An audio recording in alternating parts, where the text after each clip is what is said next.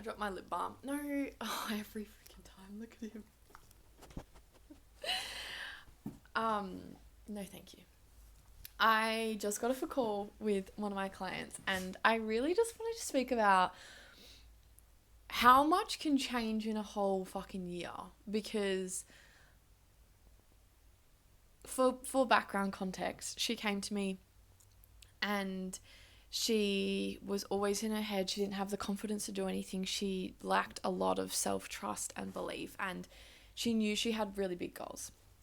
I think you're on the piss today. Okay, basic. That's too low. Sit there.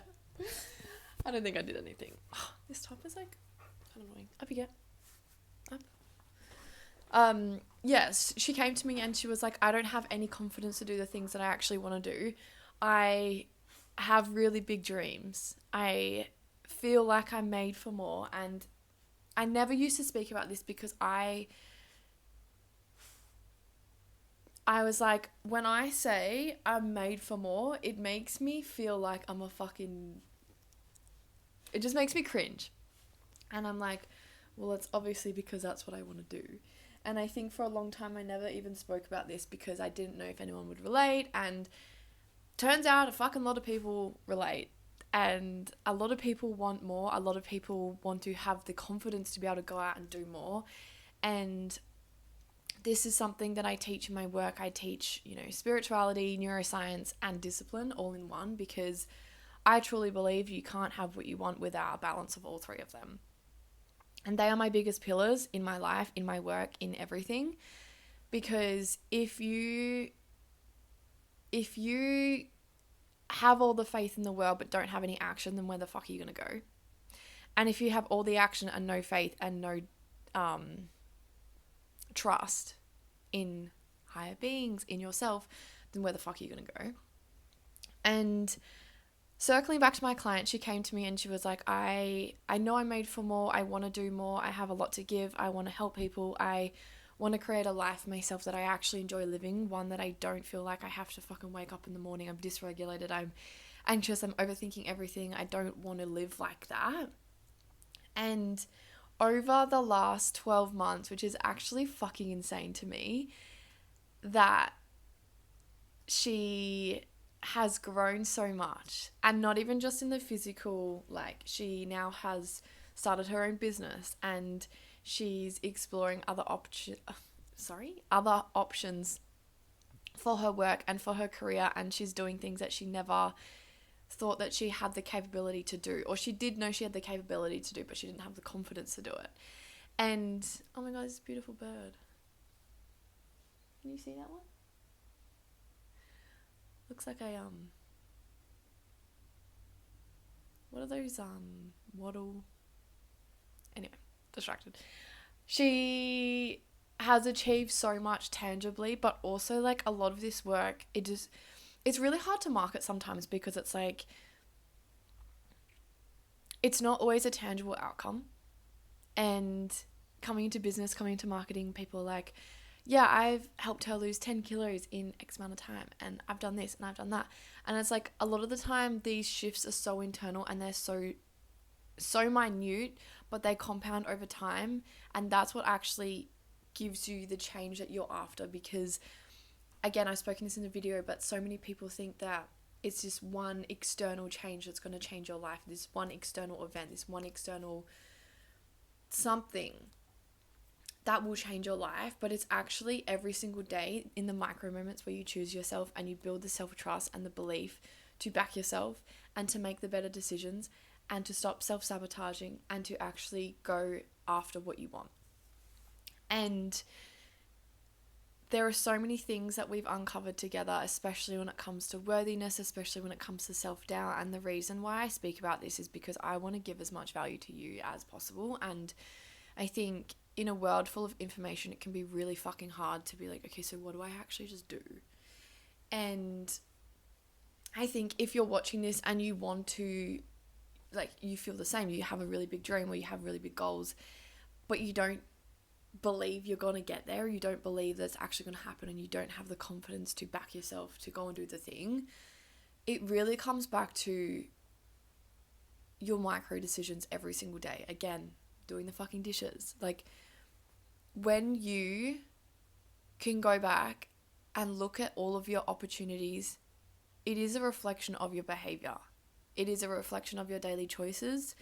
It is a reflection of how you choose to see yourself, how you respect yourself, how you actually go out throughout your day.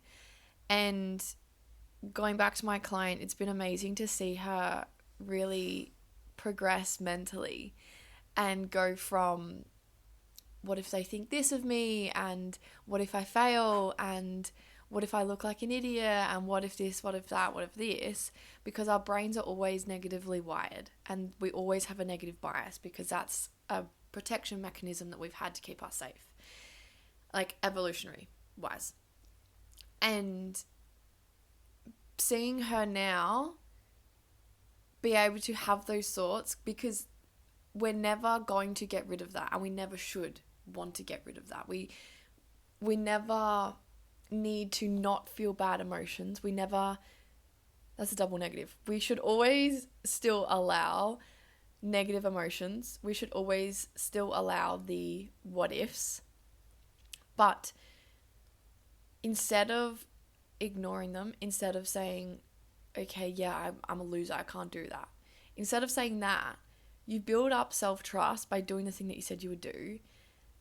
And then you ask yourself, okay, cool, so that's just my brain keeping me safe. That is literally just data. I don't actually need to listen to that today because I know based on my actions, I can actually do the thing that I said I would do. Therefore, what if it actually works out? And what if I actually do have the power to change my life? And what if I actually just move like success is inevitable? And call it delusion, whatever. You know, one of my other clients, she said to me, she was like, you're actually delusional. I'm like, thank you. That is the best compliment I've ever received in my life. Because when we first started, this other client, she came to me again with another dream. I'm not going to say what it is because that's personal, but she came to me with a dream, and she was like, at the end of our time together, she said to me, she thought at the start, she was like, you are delusional. She didn't say it to me. She said it at the end of our time when she actually achieved the thing that she wanted to do. She said to me, she was like, I genuinely thought you were delusional, that there was no way I was going to achieve this, and there was no way I was going to become this person. There was no way I was going to have this thing. And she did it. And I'm like, well, no fucking shit. Like, what I teach is legit. And this is something that I go through in a 90-day mindset container, which is called Reconnect with Yourself. And essentially I teach women how to do this, how to instill enough self-belief to go after what they want. And that comes from discipline, and that comes from delusion. Discipline and delusion are literally your gateway to everything that you want. And apparently Atlas has something to say about that too. What do you think? Am I delusional? I think he just wants to go for a walk. Excuse me. Yeah, being able to combine all three, because you can never just delusion your way into something. You have to become the person who is worthy of having that thing. And it's not coming from a place of worthiness in terms of like, I'm not worthy enough to have this thing, I need to prove myself. It's not coming from that. It's coming from, where do I need to adjust my baseline to become the person that has the thing that I want? Because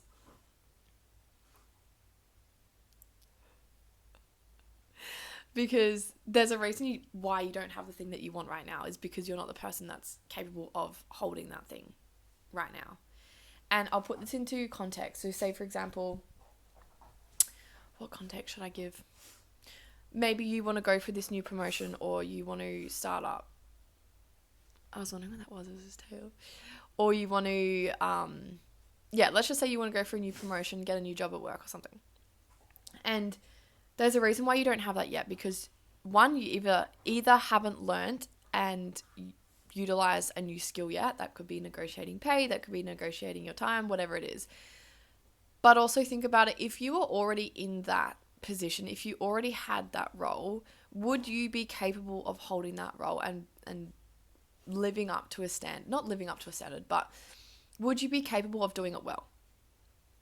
And I say this because nervous system regulation isn't some woo-woo fucking thing. It's like genuinely would you peek the fuck out if you had this opportunity? And I'll link it back to maybe something that you can tangibly associate with now, but it's like, say you're anxious. If you had every single thing that you wanted right now, would you be able to handle that? Like, genuinely, would you be able to handle that? And I can probably actually guarantee that you wouldn't. And that's not to shit on you, by the way. There's things that I couldn't handle because I haven't developed that skill set yet.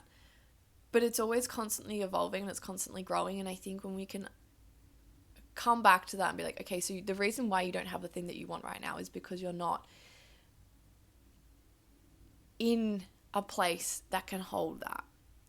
And this may sound weird, and it may sound like I don't understand what the fuck you're talking about, but being able to develop a skill set and really understand where you want to go and understand who you need to become in order to be able to get there.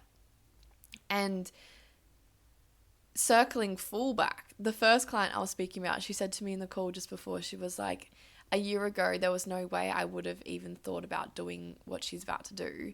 And I'm like, that is literally the power of this work. And this is why I won't shut the fuck up about it, because I truly believe that most people aren't living up to their full potential because they don't believe themselves, or they don't believe they're capable enough, and they don't have the evidence for their brain to understand that, no, I actually can do the thing that I said I would, and I can go out and take the big leap because I've done the smaller leaps. And seeing her now, she's had the confidence to go out and do what she wants to do. And again, I've said this in another video, I really want to give you something tangible to go away with, to be able to, work on this. And a lot of the time, I don't say these things because I just sometimes don't think they're valuable, but I know that they are because it's literally something that I teach. But ask yourself, when was the last time I fully committed to something? And when was the last time I actually went away and was like, I gave it 100% and I did every single thing that I said I would do? Because 95% of the time, we actually still have more in the tank. And this isn't a toxic hustle culture bro vibe chat. This is if I trusted myself fully, what would I do right now? And I think when you ask that and you really shift perspectives, you can really ask yourself and be like, okay, cool, so what do I want? And you take back a lot of power and you take back a lot of control. And when you can ask yourself, what do I want? You start making decisions based on that. And I think one of the other biggest transformations I see in my clients is them coming from a place of, I feel like life is running the show. Like someone else is running the show. And when they finish working with me, they're like, I'm so proud of the life that I'm creating. Keyword, I'm. Like, you get the power to choose how your life plays out. And for so long, I didn't think that was possible. For so long, I was like, shit just happens. Like, I'm just dealt these cards and there's nothing I can fucking do about it. And I was so negative and I was so grumpy. And I'm like, how am I going to change my life? Like, how the fuck am I going to change my life? And it really, really, really does come down to how you decide to see things. And something I said to, wow, I'm really jumping all over the shop here, but I was saying to one of my other clients that life is 90% how you react to it and 10% of what it actually is, because you can see the same thing as someone else, but you will react completely differently based on your own lens, based on your own limitations, based on your own dreams, based on your own childhood conditionings. And you will never see the same situation the same as anyone else, because like everyone sees things differently. However, you can respond differently to a situation based on your level of emotional maturity. I'm going to call it what it is. Because it's a skill set, and it comes back to understanding how your emotions work, because our emotions aren't negative, positive, they just are.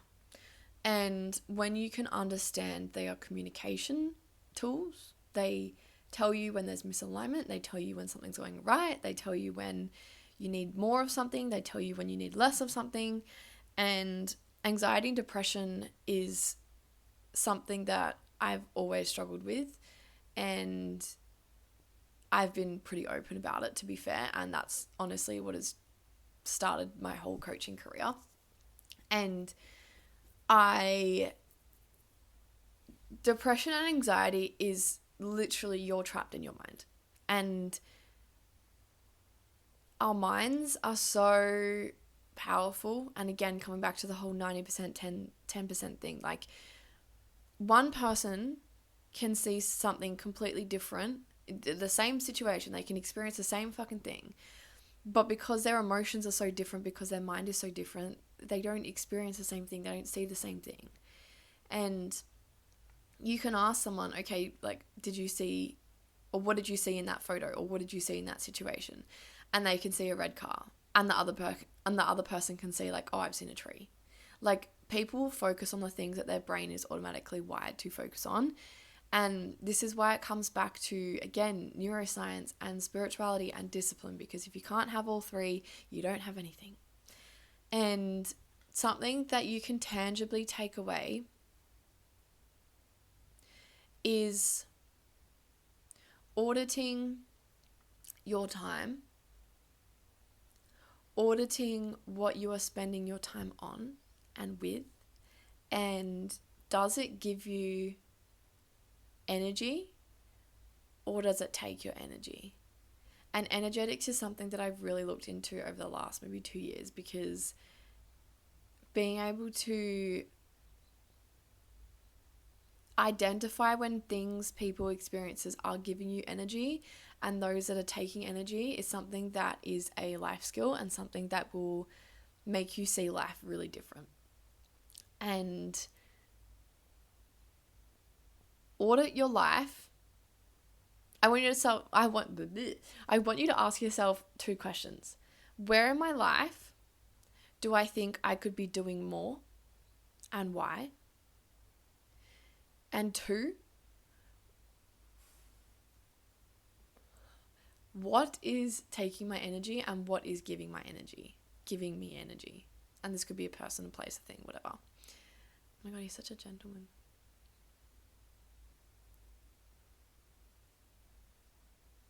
Oh, that's a side eye.